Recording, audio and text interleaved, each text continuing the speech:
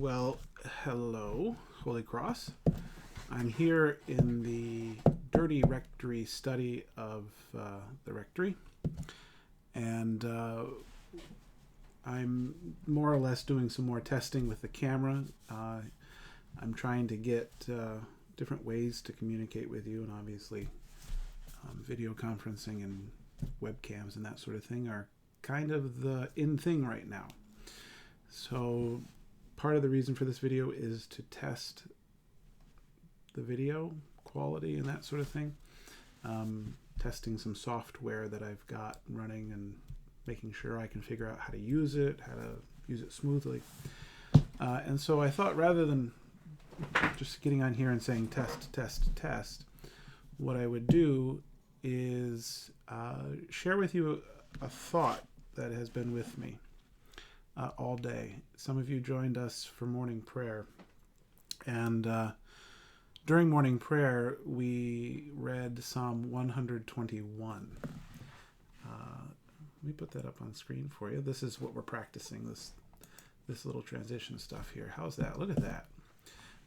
Psalm 121, Levavi Oculos, or I don't speak Latin, so all my Latin friends can laugh at me for my bad pronunciation.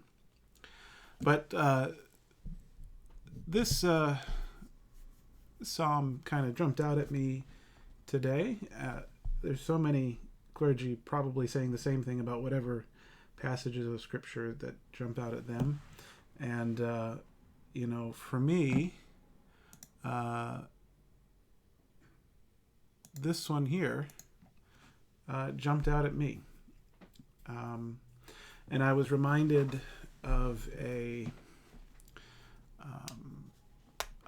sermon one time. I think it was at one of the priests' retreats, at which this particular psalm was read, and somebody preached on it.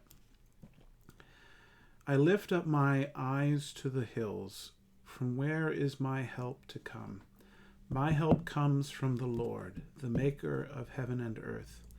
He will not let your foot be moved, and he who watches over you will not fall asleep.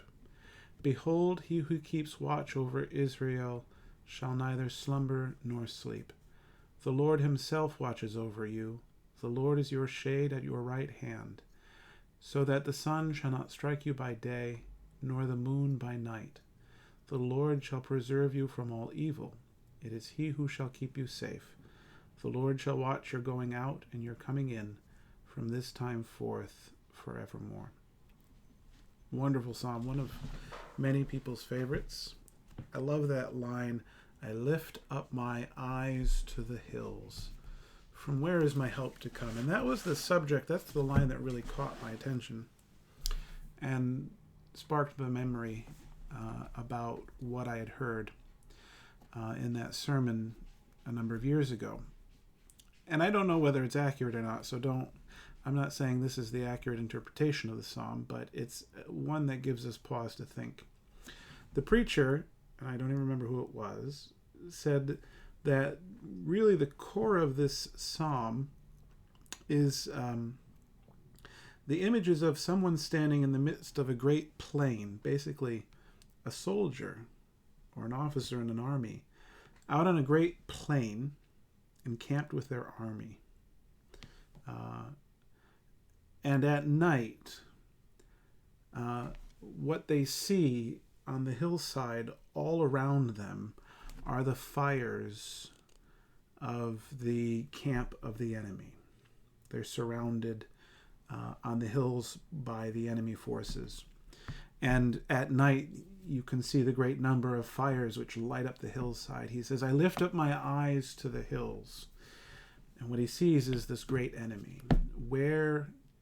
From where is my help to come? He looks at the enemy and realizes he's in great danger.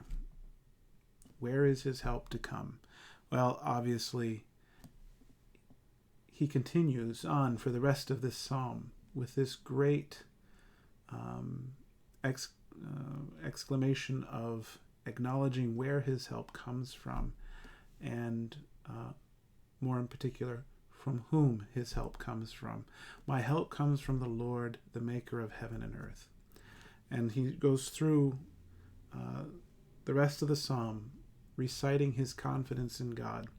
And I just thought that that was a good thought for us to carry on through the rest of this time and for today.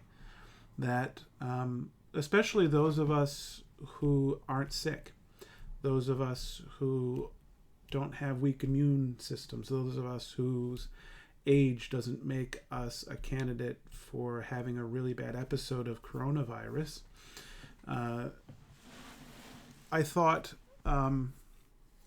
this was a really good psalm to remind us that, you know, in a sense, for us, the enemy is far off. We're not in the midst of battle, but we're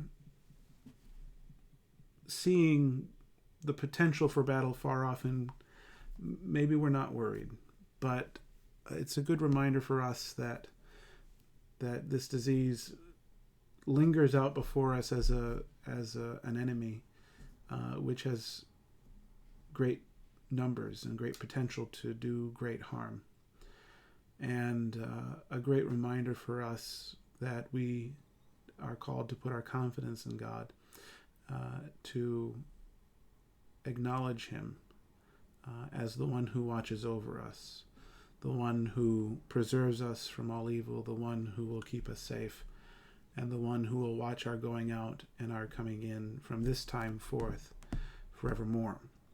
But with that, I should say, if you can limit your going out and your coming in, that would be even better during our time. Anyway, this is what I wanted to share with you as I tested this camera, and I hope that it's a blessing for you. I hope that you are healthy and safe, and that God's blessing will be upon you.